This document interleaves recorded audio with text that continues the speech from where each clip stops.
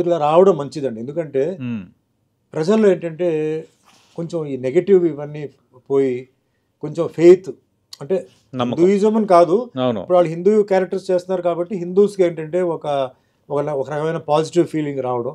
Even నా ముస్లిం అభిమానులు, Christian అభిమానులు కూడా అన్నమయ్య సినిమా చూసి కూడా చాలా మంది వచ్చి ఎంత బాగున్నారండి అన్నమయ్య దీంట్లో ఎంత చెప్పిన వాళ్ళు ఉన్నారు. ఇప్పుడు ఉన్న ప్రెసెంట్ సిచ్యువేషన్ ఎలా ఉందో దానికి తగ్గ రాసి చేస్తే డెఫినెట్లీ జనాలకి నచ్చుతుంది. మరి మహేష్ బాబు వారణాసి టీజర్ చూసారా? మీకంటే అందంగా ఉన్నారు మహేష్ బాబు. మహేష్ బాబు నాకన్నా అందంగా ఉన్నాడు సార్, ఎవరు కాదంటారు ఇప్పుడు. బట్ అంటే డెఫినెట్లీ బాగా సూట్ అయింది. అండ్ రాజమౌళి గారు టాప్ డైరెక్టర్ కాబట్టి ఐ థింక్ ఈ సినిమాలో ఎటువంటి కాంప్రమైజ్ ఉండదు. సో దానికి ఏమేమి మాక్సిమం ఇప్పుడు ఏఐ వచ్చేసింది, సో సీజీ ఉంది, అన్ని ఒక ఆడియన్స్ లో ఒక ఎక్స్పెక్టేషన్ ఉంది.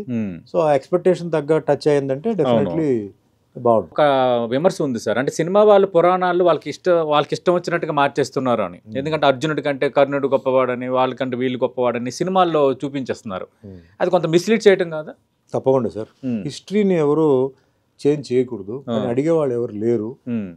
అలా జరిగేటప్పుడు కోర్టులో వెళ్ళి ఎవరైనా ఒక ప్లీ వేసి ఆపేసి ఇది కరెక్ట్ కాదు ఇది అని చెప్పి, ఇప్పుడు ఫర్ ఎగ్జాంపుల్ ఆదిపురుషు సినిమా వచ్చిందండి.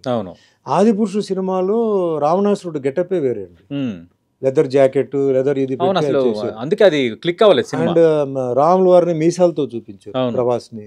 మరి వీళ్ళందరూ ఎలా యాక్ట్ చేశారో తెలియదు కానీ కమెంట్ చేశారు కానీ ఎవరు ఆ సినిమాని ఆపల. అవును, హిందూయిజం మరి డెవలప్ అవ్వాలి, హిందూయిజం మరి అందరికి రీచ్ అవ్వాలంటే డెఫినెట్లీ ఇదన్నీ స్ట్రిక్ట్ యాక్షన్ తీసుకోకపోతే ఇంకా అలాగే ఎవరికి వాళ్ళు నచ్చినట్టు చేస్తారు జరుగుతుంది. ఇదే వాళ్ళు వేరే రిలీజన్ మీద తీయమని చెప్పండి, అది థియేటర్ తగలబెట్టి ఉంటారు. అవును, మన హిందువులు కాబట్టి వీ కెప్ట్ క్వైట్, ఎందుకంటే వీఆర్ సాఫ్ట్. సరే, ఇప్పటివరకు